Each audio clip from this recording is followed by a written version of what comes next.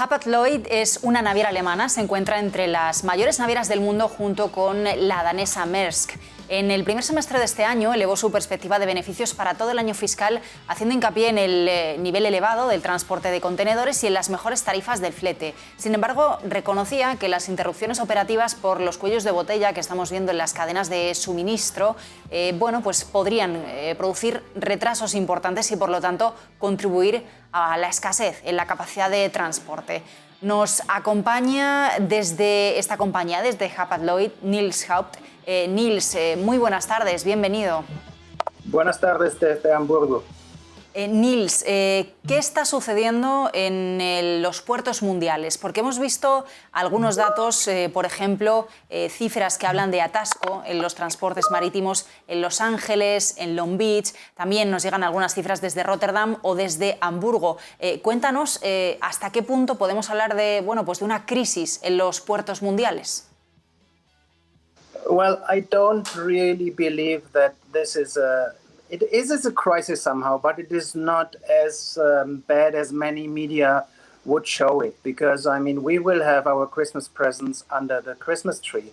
What we are seeing at the moment is, and we see this for many months already, that 18 ports of the world are heavily congested, which is some ports at the west coast of the US.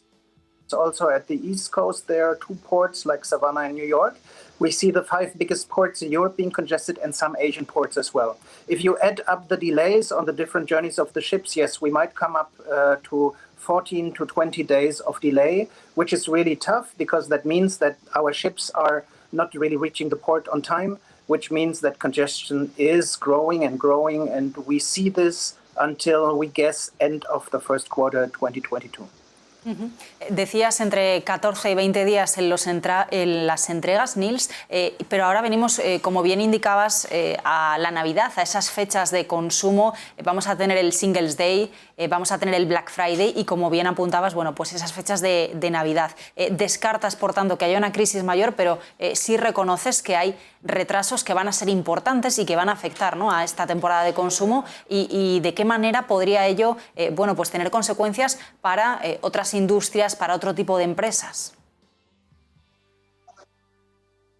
Well, I mean, yes, we see delays, and there might be some consumer products which are not available for Christmas. But, I mean, we have 5,500 container ships worldwide. All these ships are running. All these ships are on the oceans. So there's a lot of capacity at the moment underway.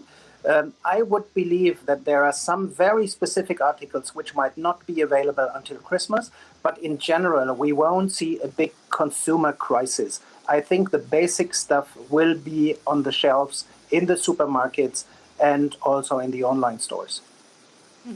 ¿Qué me dices de las dudas sobre si los puertos tienen o no capacidad suficiente para descargar ese incremento de los contenedores dentro de los barcos? Aquí en España, en el puerto de Valencia, que es uno de los principales del país, las autoridades portuarias han reconocido que no tienen quizá la capacidad suficiente para descargar ese aumento de contenedores en los propios barcos. ¿Qué consecuencias podría tener esto para la actividad económica de los puertos?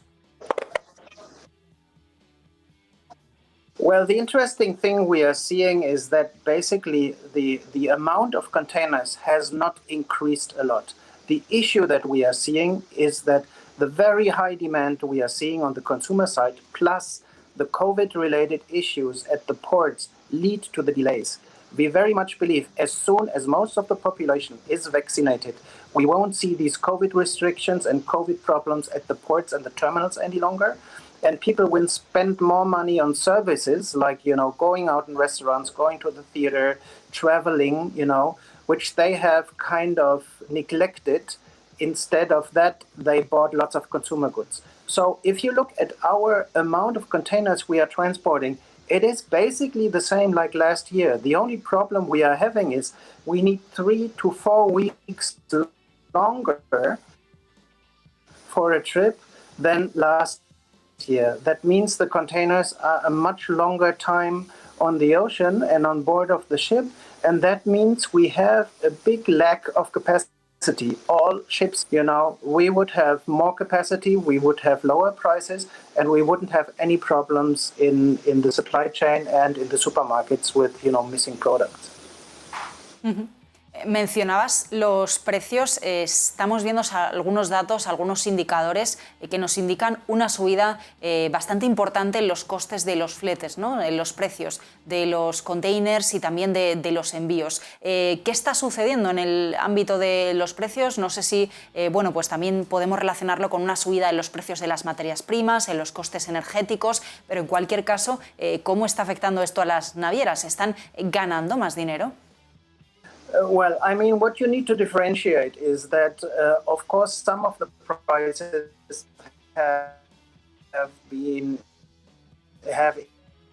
increased tremendously, but these are only the so-called spot prices. So if a customer needs capacity right today or within the next week, and we don't have capacity, as I told you, then it might be expensive. If you don't have a long-term or mid-term, they have mid or long-term contracts with the shipping lines. That means they have a contract for 6 or 1 years, they get the capacity, and they have a fixed price. So the price increases we are seeing in some indexes, this is perhaps for 20 to 30% of the containers shipped worldwide. The others might see some increases after a year, but not as big like you might see it in some charts. Yeah. So this is one difference. Secondly, I mean, yes, at the moment, shipping lines are very profitable. We will see one of our best years in our history, and we have a history of 175 years.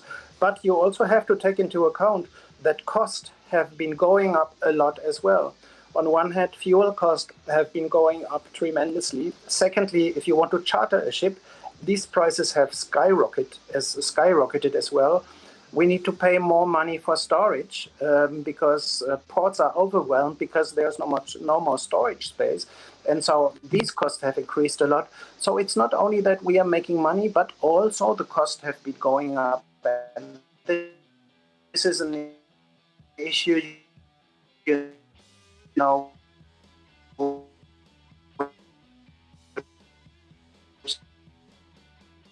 Parece que estamos teniendo algunos problemas de conexión con Neil. Vamos a hacer una pequeña pausa publicitaria.